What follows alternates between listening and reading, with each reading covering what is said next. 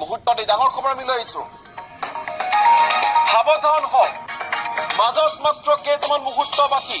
নিশা 9:57 পূৰ্ণ গ্ৰাস চন্দ্ৰগ্ৰহণ। চন্দ্ৰগ্ৰহণৰ সময়ত সম্পূৰ্ণ ৰঙা দেখা যাব চন্দ্ৰটো। সম্পূৰ্ণৰূপে ৰঙা দেখিবলৈ পাব চন্দ্ৰটো। আজি দৃশ্যমান হ'ব বছৰটোৰ শেষৰটো চন্দ্ৰগ্ৰহণ। দীৰ্ঘ 100 বছৰৰ পিছত বিৰল চন্দ্ৰগ্ৰহণ। আপুনিও সাক্ষী হৈ ৰ'ব এই বিৰল চন্দ্ৰগ্ৰহণৰ। কিন্তু ভুলতো নকৰিব এই 11টা কাম। 11টা কাম কি কি সকলোবোৰ জনাম। কি কৰিব কি নকৰিব আপুনি এই সময়ছোৱাখিনিত। পূৰ্ণগ্ৰাস চন্দ্ৰগ্ৰহণ আৰম্ভ হ'ব নিশা 9:57 শেষ হ'ব মাজনিশা 1:26 কাৰ কাৰ বাবে শুভ কাৰ কাৰ বাবে অশুভ এই চন্দ্ৰগ্ৰহণ সকলোবোৰ সবিস্তাৰে আমি লৈ আহিছো। মে সময়ত খাদ্য ৰন্ধা বঢ়া আৰু খোৱা সম্পূৰ্ণ নিষেধ।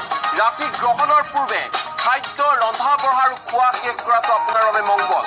গ্ৰহণৰ সময়ত গুৰু মন্ত্ৰ তান্ত্ৰিক মন্ত্ৰ পাঠ কৰিব। কি কি কৰিব কি কি নকৰিব সেই তথ্য এই মুহূৰ্তত জনাই আছো।